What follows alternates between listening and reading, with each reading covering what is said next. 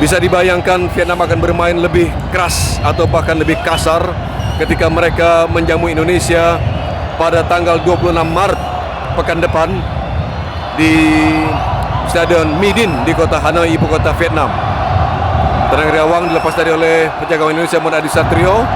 Jauh ke depan terjadi bola dari kaki pemain Vietnam di barisan tengah. Dipotongkah bola, mampu? Oh, ternyata tadi masih mampu dipertahankan oleh pemain Vietnam.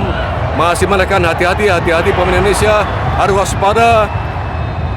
waspada. Ternyata wasit memutuskan pelanggaran dilakukan oleh pemain Indonesia dengan cepat saja diambil oleh pemain Vietnam. Bola dilambungkan. Ya, namun ditahan oleh Arhan Pratama yang membola jauh ke depan. Menggagalkan serangan Vietnam tadi Arhan Pratama. Bagaimana akhir pertandingan ini? Apakah wasit segera meniup peluit panjang? Para pendukung Indonesia yang memenuhi Stadion Gelora Bung Karno, Senayan Jakarta bersuka cita. Timnas skuad Garuda akhirnya mampu memetik poin penuh, angka 3 dari hasil kemenangan atas Vietnam 1-0. Gol tunggal diciptakan tadi oleh Egy Maulana Fikri pada menit ke-52. Salam olahraga, kita bersama-sama di episode perdana Juara Bola Kita Bisa bersama yang sangat istimewa, Bung Henry Satrio. Bung, apa kabar? Sebuah saya juga sangat bersemangat hari ini ya. Karena sudah buka puasa, luar biasa. Dan karena Indonesia menang. Indonesia menang. Luar biasa. Perjuangan skuad Garuda, Bung, akhirnya di kandang sendiri di GBK mampu lepas dari tekanan Vietnam dan akhirnya membalikkan situasi, mencetak gol tunggal, menang 1-0. Ya, walaupun gol tunggalnya gara-gara kesalahan lawan ya. Kesalahan lawan.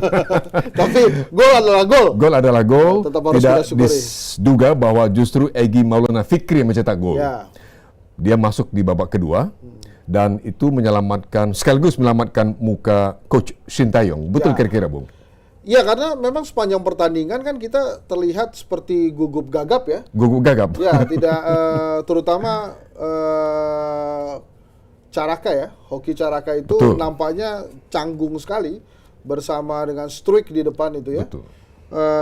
Dia nampaknya belum siap berada di level pra Piala Dunia kalau menurut saya. Sehingga beberapa kali terlihat canggung dan hanya berlari-lari di lapangan saja. Nah, itu yang mau saya tanyakan pada Bung Henry, bahwa sejak awal ketika dalam 20 pertama Indonesia begitu kerepotan di bawah tekanan Vietnam. Betul. Kedua pemain tadi ini, khususnya Hoki Caraka, berlarian tidak karuan, membantu pertahanan atau gelandang tidak, mengambil inisiatif untuk memancing, membuka celah di depan juga tidak. Betul. Masih lebih baik penampilan Rafael Struijk sebetulnya dengan inisiatifnya stressing pressing dari dia. Bahkan beberapa kali dribblenya Struijk juga cukup merepotkan pertahanan lawan. Ya. Jadi memang ini masalah jam terbang ya. Jam terbang saja. Dan tapi kenapa Shin Tae-yong memaksakan Hoki Caraka tampil sebagai starter kira-kira? Ya, karena mungkin Shin Tae-yong juga berpikir untuk melakukan regenerasi dari awal ya. Karena kan skuad yang dihadirkan oleh Shin Tae-yong ini memang skuad naturalisasi ya. Shin Tae-yong itu menurut saya kelebihan yang paling terlihat dari Shin Tae-yong itu bukan tentang strategi, tapi tentang menemukan pemain-pemain naturalisasi gitu ya. Oh iya. Jadi ini strateginya naturalisasi. Bahkan kan saya sempat kepikiran itu. Tapi kan bukankah itu sebuah kelebihan tersendiri, Bung Henry? Mampu dengan jeli melihat di mana ada potensi-potensi hebat, sekalipun itu adanya di negeri orang dan dinaturalisasi. Ya betul, begitu Mas Iwan. Tapi kita tentunya ingin menemukan Asmawi-Asmawi yang lain gitu ya, atau Pratama Arhan yang lain yang memang ditemukan dari sebuah gemblengan dalam negeri juga gitu ya. Dari kompetisi dalam negeri sendiri. Mendapatkan pemain naturalisasi yang kemudian bisa berkiprah membela timnas adalah hal baik ya. Tapi kalau menurut saya dijadikan sebuah strategi, ya mungkin akhirnya daripada melihat sekolah-sekolah bola atau bibit-bibit unggul di lapangan, itu mungkin Shin Tae-yong lebih memilih ke luar negeri gitu ya, datang ke sebuah kompetisi Liga Eropa misalnya, yang dia utamakan Belanda biasanya kan, karena di sanalah naturalisasi bercokol gitu ya.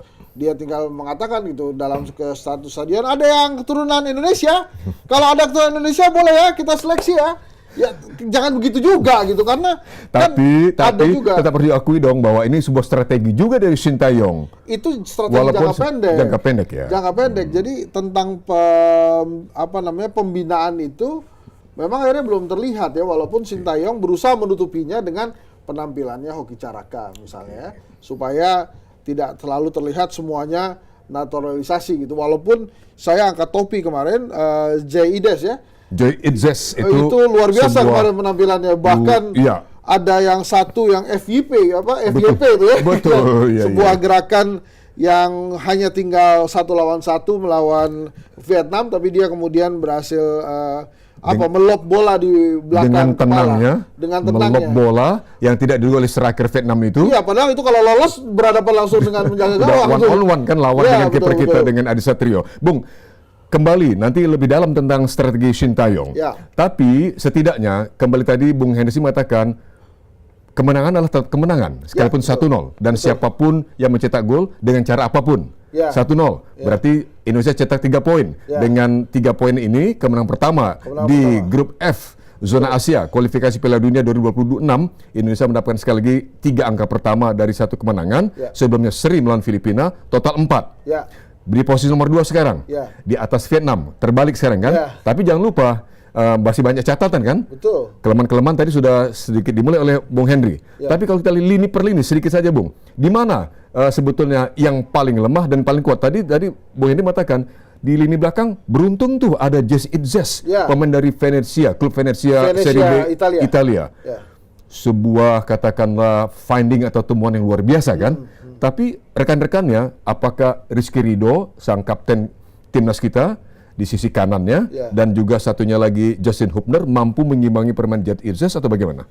Jadi begini ya, menurut saya salah satu masalah dengan naturalisasi ini, pemain kita yang berada di timnas yang tidak dinaturalisasi, jadi emang origin asli timnas itu memandang pemain-pemain naturalisasi ini sebagai pemain-pemain yang lebih di atas mereka.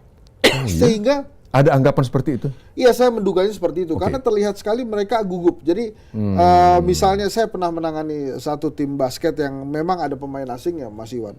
Itu pemain-pemain kita nampak agak kesulitan untuk bergerak, bukan karena dijaga ketat, tapi karena mereka takut salah. Karena mereka takut untuk dibandingkan dengan betapa hebatnya pemain-pemain asing itu.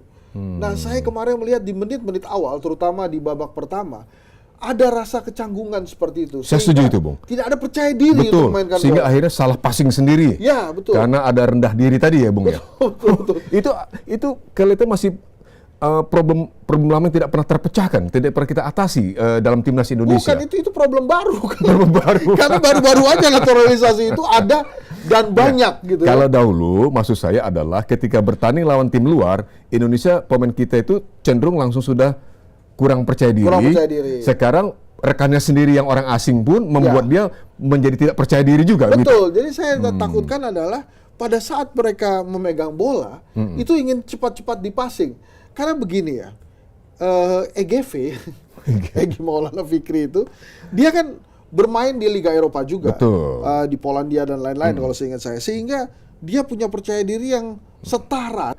Jadi menurut saya strateginya Sintayong untuk pragmatis nih kan, ini untuk pragmatis kemenangan. Karena itulah yang dinantikan oleh pecinta bola di Indonesia. Itu harus segera diatasi terkait dengan hubungan komunikasi dan hubungan batin antar pemain yang dinaturalisasi dan yang dari kecil memang sudah bermain di Indonesia.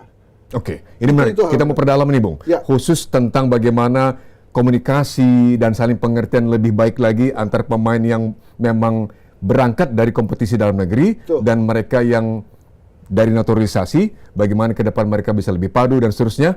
Tahan dulu, Bung. Kita akan kembali. Tentu saja masih bersama Bung Henry Satrio di Juara Bola Kita Bisa.